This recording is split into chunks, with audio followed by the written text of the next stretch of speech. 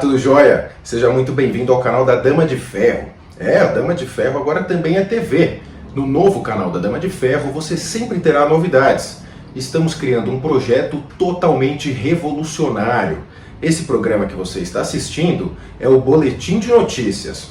Aqui no Boletim de Notícias da Dama de Ferro, nós levamos até você as notícias mais relevantes. E também apresentamos uma análise crítica e independente dos fatos. Queria te pedir uma imensa ajuda. Ajuda a gente compartilhando o nosso conteúdo. Nossa missão é combater o progressismo que domina nossa mídia, escolas, universidades e instituições da sociedade civil. Contamos com você nessa missão. Então, vamos às principais manchetes. Pacheco marca a leitura da CPMI dos atos de 8 de janeiro para o dia 18 de abril.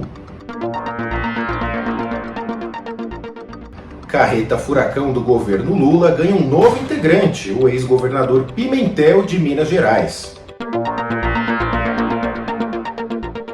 Ministra da França sai na Playboy e causa polêmica.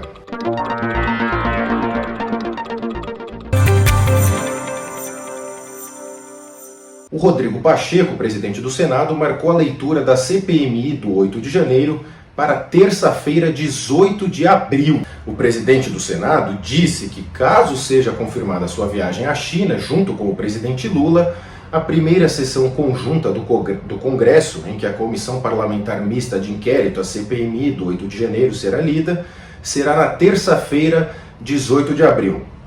A informação foi divulgada pelo deputado federal Nicolas Ferreira, do PL de Minas Gerais, no seu Twitter. Não é de hoje que o Pacheco tenta adiar a instalação da comissão. Enquanto o presidente do Senado não instala a comissão, o governo do presidente Lula tenta minar a CPMI, por exemplo, repassando a liberação de emenda parlamentares.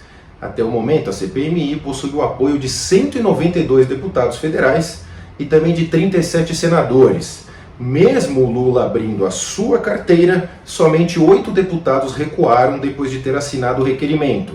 São eles o Oliva Marques, do MDB do Pará, Júnior Lourenço, do PL do Maranhão, Max Lemos, do PROS do Rio de Janeiro, Célio Silveira, MDB Goiás, Detinha, PL Maranhão, Josimar Maranhãozinho, PL Maranhão, Chiquinho Brazão, do União do Rio de Janeiro e José Neto, do PP de Goiás. O objetivo da comissão é apurar os responsáveis pelos atos de vandalismo registrados nas sedes dos três poderes. A CPMI do 8 de janeiro quer investigar se houve leniência do governo com quem destruiu os prédios públicos. Olha só, o medo do Lula e do ministro comunista da Justiça, Flávio Dino, com relação à CPMI é estranhíssimo.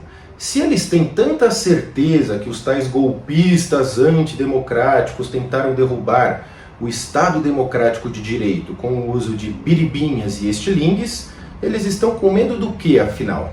E que a dupla Dilma e Dino não usem a desculpa de que a CPMI vai travar a pauta do Congresso Nacional, porque o Lula simplesmente não tem pauta alguma.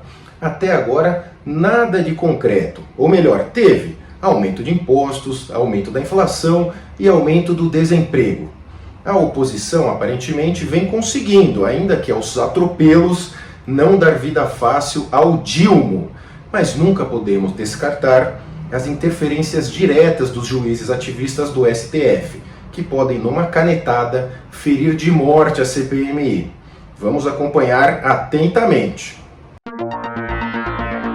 O desgoverno Dilma já tem mais um novo integrante para a carreta furacão que vai afundar o Brasil. O retrocesso da vez acontecerá na estatal Engia, vinculada ao Ministério da Fazenda. A Engia é uma jabuticaba brasileira criada em 2001 para administrar créditos podres da Caixa Econômica Federal, criados durante a década de 90. A estatal ganhará como presidente o petista Pimentel, ex-governador de Minas Gerais, e um dos responsáveis diretos, junto com Aécio Neves, por quebrar o Estado mineiro. O Pimentel já foi citado em vários esquemas de corrupção, mas nenhum dos inquéritos avançou. O fato curiosíssimo é que o Pimentel não poderia assumir o cargo, já que a lei das estatais proíbe a participação de pessoas que participaram de campanhas eleitorais em postos de comando de empresas como a Engia. Mas esse trecho da lei foi suspenso agorinha mesmo por um juiz do STF. Você seria capaz de adivinhar qual juiz? Eu vou dar uma dica. Começa com Levan e termina com Dovski. Acertou! O Lewandowski suspendeu a lei das estatais para beneficiar os petistas e a carreta furacão pode crescer cada vez mais para você continuar pagando a conta. O Brasil, que sonhou com dias melhores, vem sendo bombardeado diariamente por más notícias vindas do governo federal. Esse pacto das elites brasileiras para levar o Lula de volta ao poder aparentemente não contava com um detalhe básico. O Lula é o Lula. Ele sempre foi o Lula e ele continuará sendo o Lula. Aquele mundo fake do Lula dos primeiros mandatos, com o Congresso comendo na mão dele e mídia amiga, não existe mais.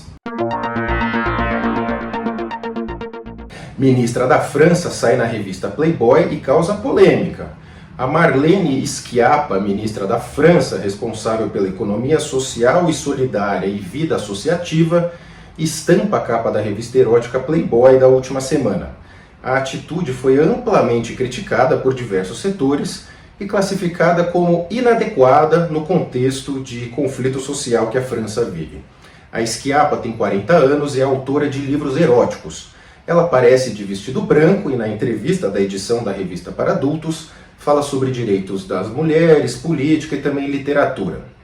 Diz ela que defender o direito da mulher de dispor de seu próprio corpo é feito sempre e em qualquer lugar, que na França a mulher é livre, também postou ela no Twitter.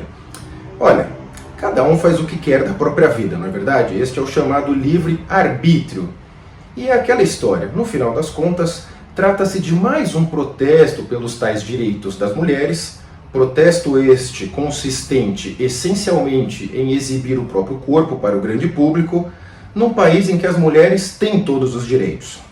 Fazer esses protestos nos países muçulmanos e africanos que subjugam as mulheres é muito trabalhoso e perigoso, daí porque a moçada que protesta tirando a roupa em país ocidental evita protestar nesses locais perigosos.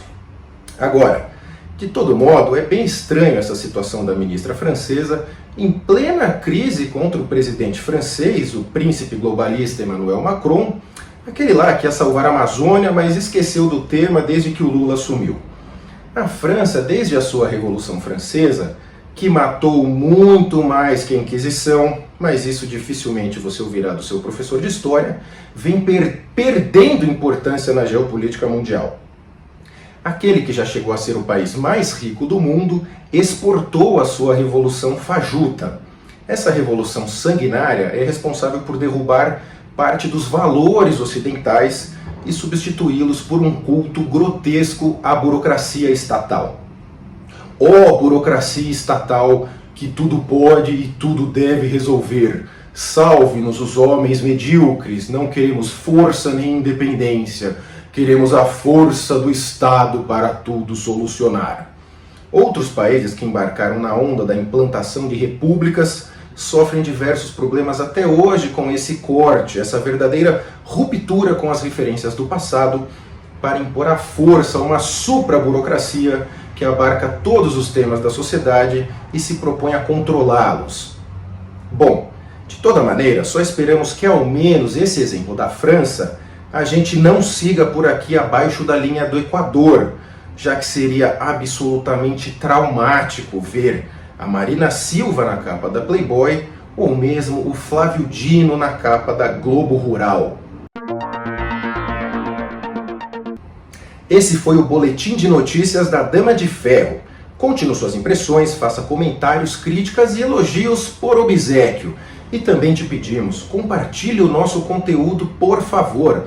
A briga é desigual. Nós enfrentamos gigantes da comunicação que manipulam e mentem para os telespectadores e ainda recebem verba pública para isso. Nós contamos somente com vocês. E nos vemos na próxima edição do Boletim de Notícias aqui da Dama de Ferro. Até mais!